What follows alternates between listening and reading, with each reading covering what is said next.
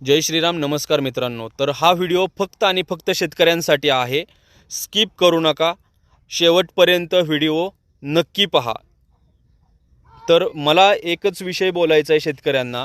आपण जी शेती करतो त्या शेतीमधून आपण व्यापाऱ्यांना विकतो. तर व्यापाऱ्यांना आपण थोडक्यात एक्झाम्पल तुम्हाला मी सांगतो की आपण व्यापाऱ्यांना जर आपला प्रोडक्ट जे आहे तर ते आपण 100 रुपयाला समजा विकतो व्यापाऱ्याला, आणि तोच प्रोडक्ट आपण मार्केटमध्ये खरेदी करायला गेल्यानंतर आपल्याला तो 200 रुपयाला भेटतो. तर त्याच्यापेक्षा जर लोकलची लोकं, आपल्या आसपासची लोकं असू द्या, तुमचे मित्र, फ्रेंड सर्कल जे कोणी असू द्या, जर ते तुमच्या घरी येऊन घेऊन जात असतील आणि ते तुम्हाला तिथून मार्केटमधून 200 रुपयाला घेण्यापेक्षा जर ते तुमच्याजवळ येऊन ते तुम्हाला 150 रुपयाला द्या म्हणतील, तर आपल्याला खरंच सांगतो द्यायला काहीच हरकत नाही आहे. तर आपण असं करू शकतो. कोणत्याही भाजीपाला असू द्या किंवा काही असू द्या, एवढीच अट आहे की त्यांनी स्वतःहून येऊन घरनं घेऊन जायचं आहे.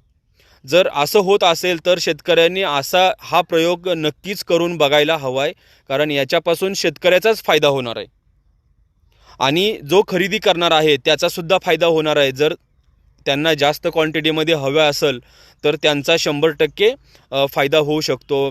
कांदा असू द्या, डाळिंब असू द्या किंवा ठराविक पालेभाज्या असू द्या, ज्या ते जास्त घेऊन ठेवू शकतात घरी.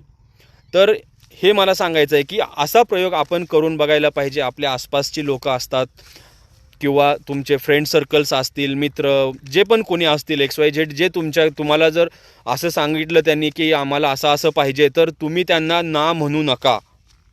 त्यांना तुम्ही एकदा प्रयत्न करून बघण्यास आपल्याकडे काय जातं आहे? प्रयत्न करण्यासाठी काहीच जात नाही, कारण शेतकरी हा आयुष्यभर फक्त कष्ट करून संपत चाललेला आहे. पण काही नवीन प्रयोग, स्वतःचं मार्केटिंग करून बघायला काय हरकत आहे? तर मला एवढंच बोलायचं आहे की एवढा प्रयत्न करा की आपलं प्रोडक्ट आपण स्वतः विका.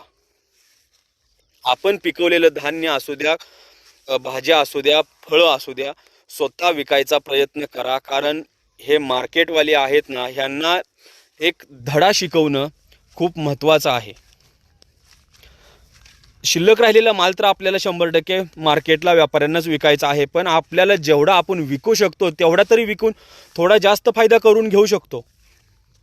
तर एवढंच मला सांगायचं आहे. आणि तुम्हाला योग्य वाटत असेल तर हा व्हिडिओ जेवढा होईल तेवढा तुम्ही शेअर करा आणि जास्तीत जास्त लोकांपर्यंत पोहोचू द्या. धन्यवाद. जय श्रीराम. जय हिंद.